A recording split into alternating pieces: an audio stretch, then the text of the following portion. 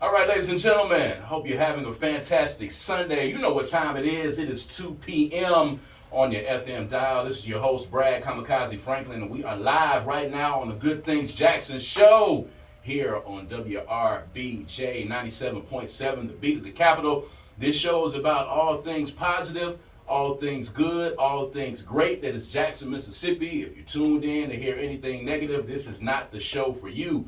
We're going to be highlighting everything that's positive, the people, the venues, the organizations, the events that make this city the great city that it is. We are not who they say we are. We've got a lot of fantastic people in this city that are doing great things, and we are here to highlight them. So I hope you guys have enjoyed their weekend.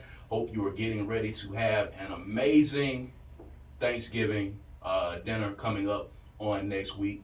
My first guest here in the studio with us today, we've already kind of talked about this, guys, and I hope, you guys are getting ready to have some of that good, fantastic canned cranberry sauce. No, we are off not. the top. No, Off we are top. not. I know y'all are. We've already talked about this. Thanksgiving will be food. Ladies and gentlemen, in the studio right now with me, we have none other than Merc B and Cocky McFly.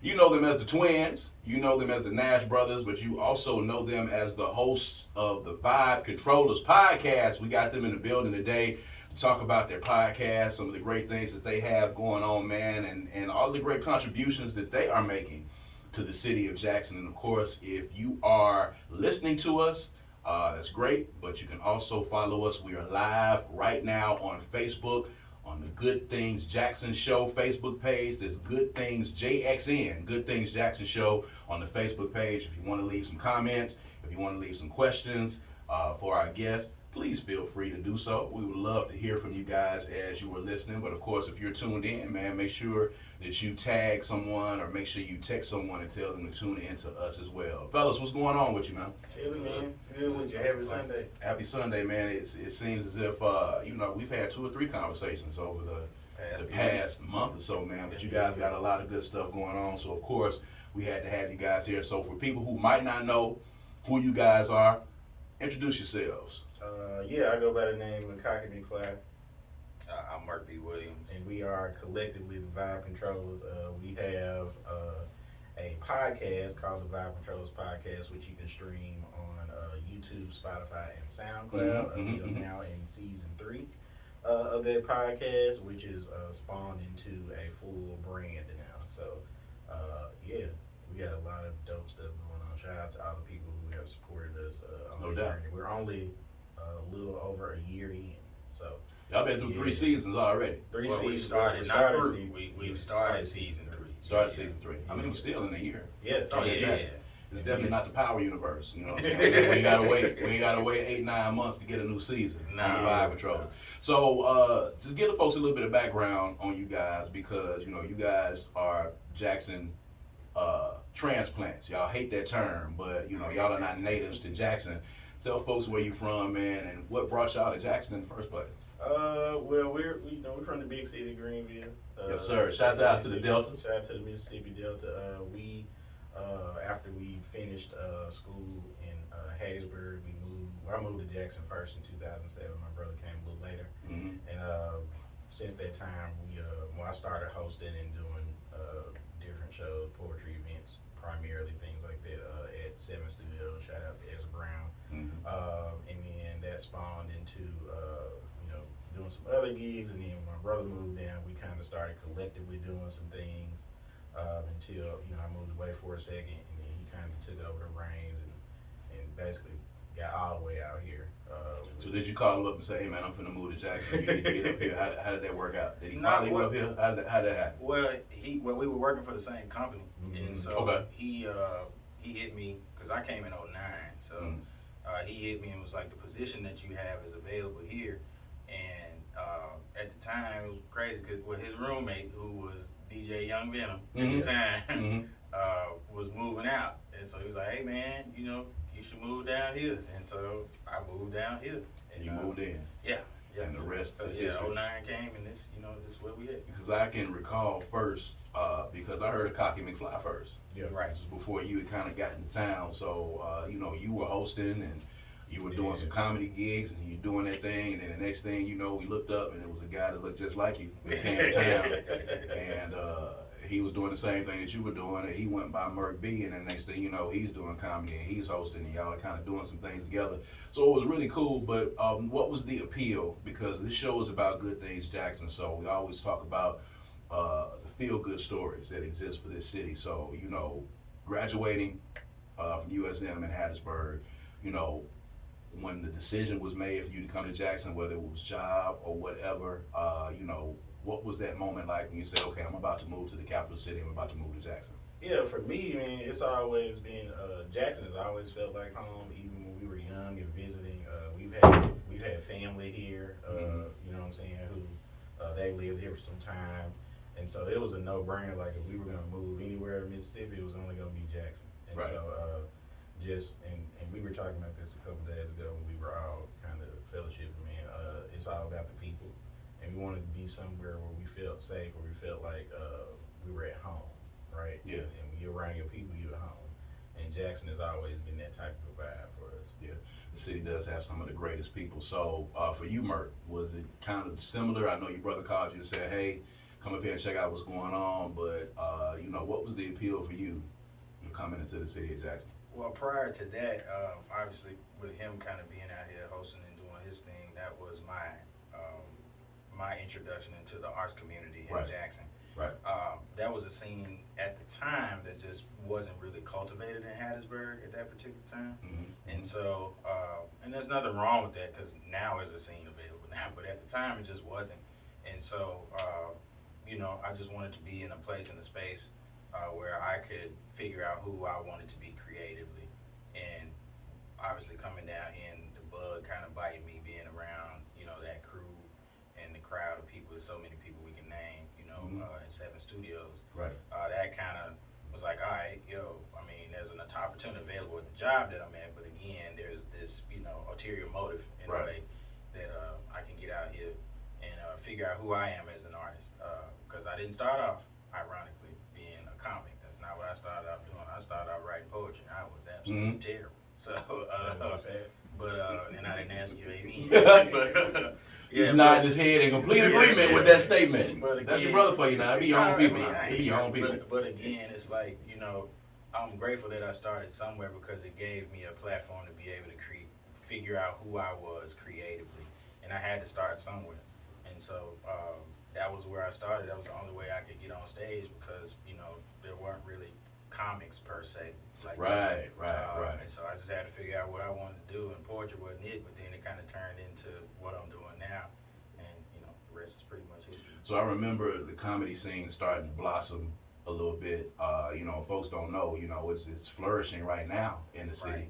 Right. It's happening a lot more frequently, but there was a time. Let me say this again. Yeah. Because Yeah. So there was a time, I guess, before 2010, where you would not see a lot of comedy happening here. Right. You know, there were bigger comedy shows coming here. Right. But, you know, people weren't going to a club particularly. You know, and I know things started, you know, it was a Tuesday night at Dreams Jackson at one time. It kind of started it off. And it kind of started snowballing to the point where now we've got, you know, a legit comedy club in town, a couple of comedy clubs. Right. And we've got a lot of people that are doing comedy in the city. So, you know, talk a little bit, you guys, in being in here in the infancy of the comedy scene here, you know, how have you seen it flourish? And juxtapose that against the rest of the creative community, because you already have a lot of artists, you have singers, you have, you know, hip hop artists that are here that are part of this community. But talk about how comedy fits into that. Yeah, to add on what you said, like when I got here in 07, there were no comics. Right. Like it literally, either you were a rapper, you were a singer, or you did poetry. Right. And so like I was one of the first people who kind of incorporated like a comedic routine into like hosting and things like that. Yeah.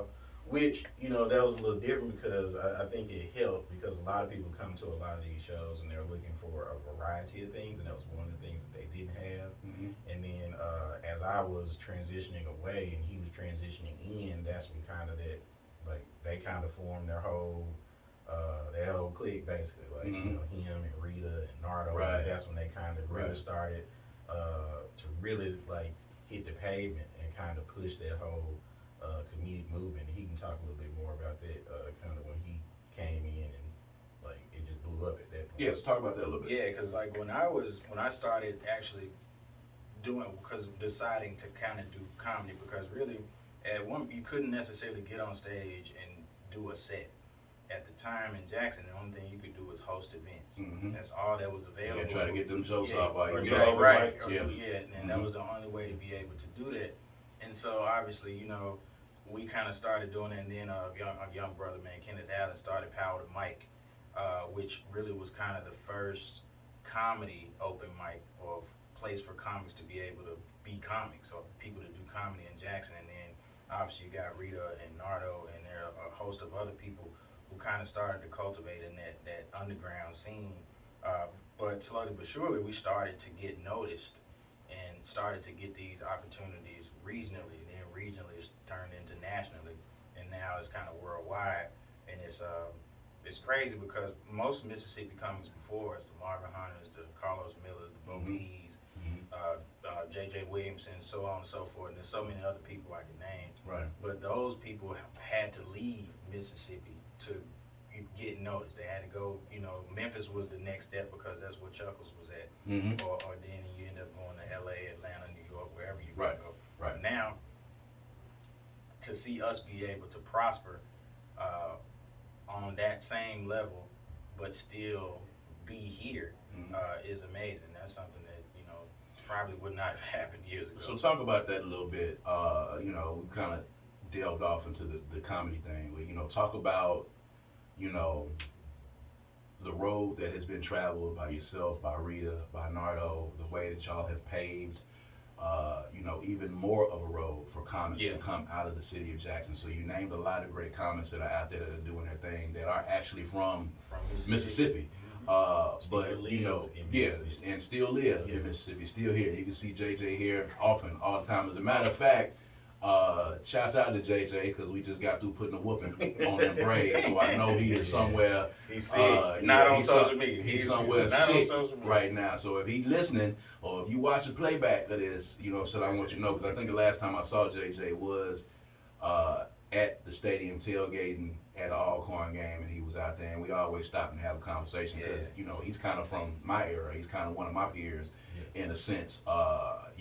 Having to go out and leave and do comedy someplace else in order for people to catch on. But you guys had a different route because now we're in a new day and age. We're in a social media age, and you can reach a lot of people in a very short amount of time just with the click of a button. So you guys, Rita, Nardo, have been able to traverse the country, without necessarily leaving and going in places. So, I'm a champion of always, doing things from the city and not having to leave. So talk about how that's been for y'all to see the sights that y'all have seen, without having to leave the state of Mississippi for people to recognize y'all's talent. Oh yeah, man, it's really amazing, honestly. And I think for us, we are kind of, I think we're kind of hybrid. I say that because we operate in the old school realm, earning our stripes, learning the craft, still earning them as we speak or whatever, but still having this social media tool and this internet tool to be able to put our gifts out there.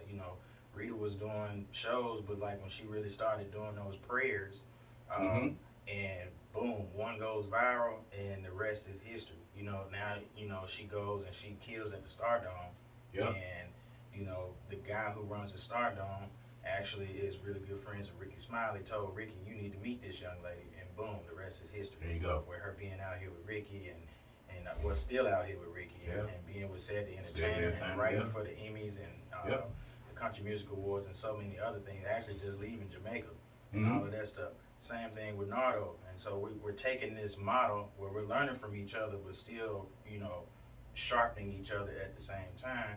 You get Nardo out here who's clearly been one of the funniest dudes in Jackson for a long time.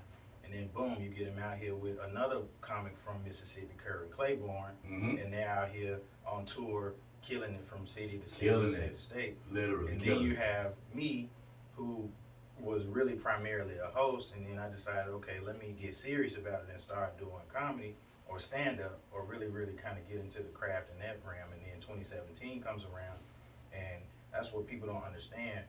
Marvin Hunter went to California and killed at Chocolate Sundays at the Laugh Factory, and spoke with Joey Wells, who is the producer and creator of Heart of the City, and pitched Jackson, Mississippi, or Mississippi as one of the next places to come for season 2 of Heart of the City. Right.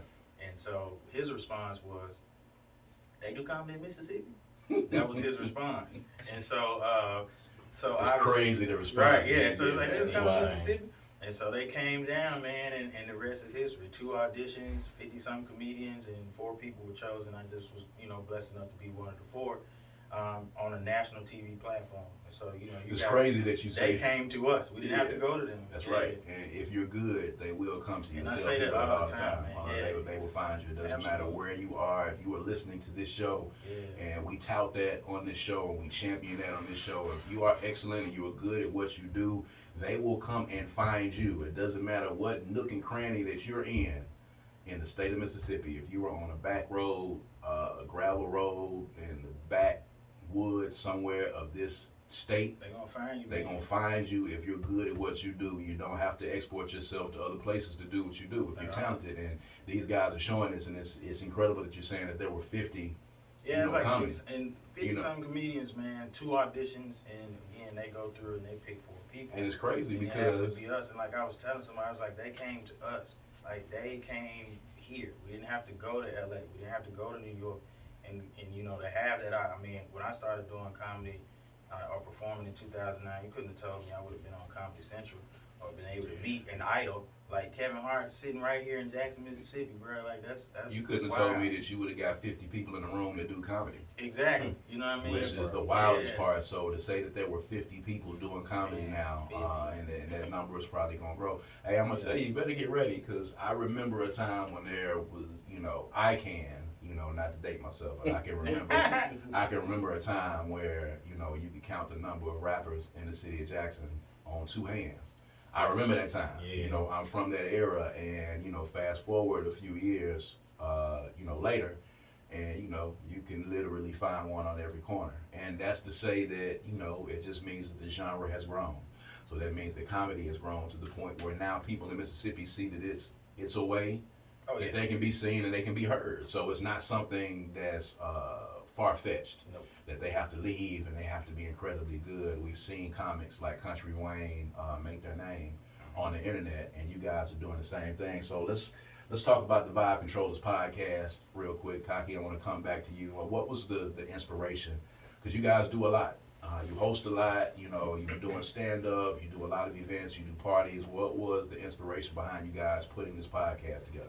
Really, the whole inspiration behind it was to, really find a lane for us to do something together, but also give our audiences a kind of glimpse into who we are individually. We look alike, but we are definitely 2 entirely different people with 2 entirely different trains of thoughts. So, and I think having conversations about various subjects with various people where they can kind of tap in and kind of see who we are and what we think, and then also adding the entertaining kind of feel to it, because it's just natural chemistry. It's the same thing we've been doing all our lives, just talking to each other. Yeah. So yeah, that was really the inspiration behind it. And so shout out to Phil Child, who's the producer of the show. It was really, him just kind of putting the fire up under us and just like, hey man, let's just do this and see what happens. And here we are. Right. So you guys are in season 3 of this podcast. You've had various hosts on. You talked about various topics, things that have gone on in the world. So for people that are listening, that y'all are available on YouTube and all the streaming services. What do you see as your end game? Because you guys have a lot of different things that are coming up. So talk about how you're going to build this brand and continue to build this podcast. Actually, and honestly, we started off just as a podcast, and now it's just, now it's a brand. It's a whole brand. Not, with us doing things individually, with him as far as the comedy is concerned. So you're gonna see a whole lot of stuff that's Vibe Controllers branded coming up in 2023. We got some liquor sponsorships that we're working on. We got a lot of black-owned liquor sponsorships. So you put that out. Yeah. So yeah, you gonna bring it up again, and you still not gonna tell us? Nah, we can't. I can't tell you yet. Can't tell you. Gotta wait till the ink dries. So we doing a lot of stuff there. We have several events that we're gonna be hosting, closing out the year, and then up until next year. Of course, we're kicking out next year with the Nash Bash, like we do every year. And then you know, the big thing is his comedy special that we're gonna be working on. Out Control presents Merc B Band. So it's on. That's huge. So talk about this comedy special. You know, I know we had a conversation about this a few days ago on Third Coast Radio, but you know, I'm sure you've had some time to put some more thoughts together. So now you should be able to drop a date on us. No, the date. No, Drop a date on not us. a date yet. Give a date to the people, man. Nah. When is it dropping? Well, there's not a date yet, because again, we got a lot of projects that we got going on collectively. And again, like just to kind of piggyback off of what he was saying, like the Vibe Control is becoming a brand. This was always going to be the goal. This was always going to be the vision. And so it's just going to be something that's going to continue to grow and grow and grow. We're not in a box. We're not boxed in. And so, you know, we figured out that the box doesn't exist. And I hope people hear Absolutely. it. And so creatively, we're just going to ride this wave and go wherever it's going to go. Just know that the, you know, Merc B Williams, the special is coming, Free Therapy 2023. You already got the name, see? Free therapy, man. It's free. That's what counts. The show ain't. Free. Now the show ain't. The show ain't. The free. title is. The title, but the show ain't. But tentatively, because again, things can change. But you know, Free Therapy 2023. We're gonna push that, and we're gonna make it do what it do. I think it's next year will be 10 years for me doing stand-up comedy. It's perfect time. And so I think it's. I think now is the time for me. It took a long time, and again, huge shout out to Rita Brent. I can't thank her enough for allowing. I know Nardo feels the same, but I can't thank her enough for allowing me the opportunity to be able to go out on the road with her, and to be able to, you know, stretch and like she states all the time, and grow into who I am as a comedian now. And so, it's gonna be.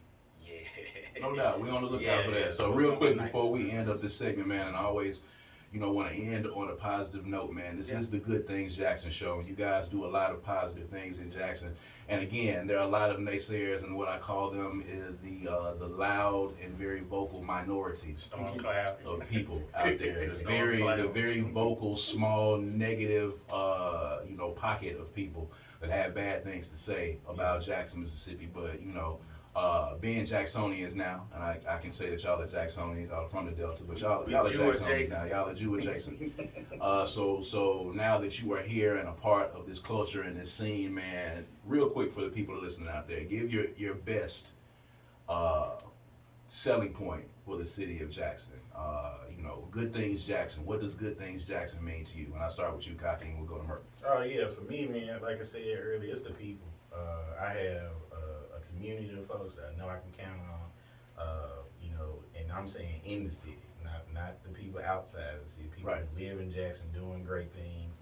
A great community, a young, progressive folks who have businesses, you know, that are prospering, brands that are prospering, and all of that is happening right here in Jackson. Right here. So when I say I love Jackson, like I mean I love Jackson. I really mean I love Jackson. That's right. So, that's what we're about. So, Cocky, Merc. No, you good. One of us. But nah, man, Good Things Jackson is essentially what it is. It's Good Things Jackson. It's really great. Really, it's exceptional things Jackson. Yes, sir. We're going to say good because it looks good on the hashtag and it's great on a shirt or something like that.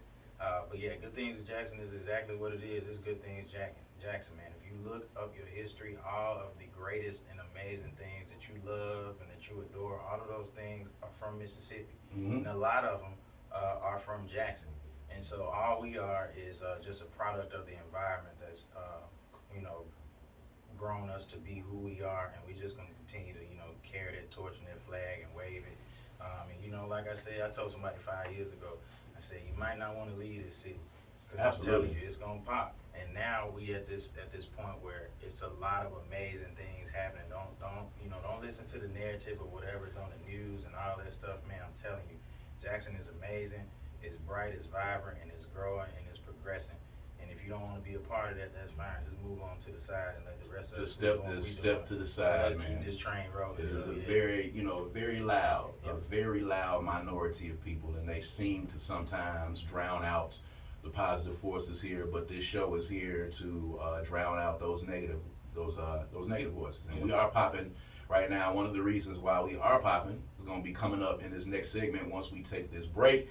I've got Daryl Neely and Charles Bishop, the host of the pregame show, probably one of the biggest sports shows that exist right now in the nation, and they have been instrumental in helping to put the city of Jackson on the map and giving you behind the scenes looks into what's been happening with Coach Prime and what's been happening inside of that locker room and on that field. They're a huge part of this, man, and we're going to talk to those guys about what they've got going on. We're going to talk about this season. We're going to talk about the championship game and some things going forward. So don't go anywhere, all right? Make sure that you're following us on Facebook and watching us live, all right? And make sure you follow these guys, Vibe Controllers. You can see their podcast on YouTube and on all streaming services. You're going to see them on the TV and the network.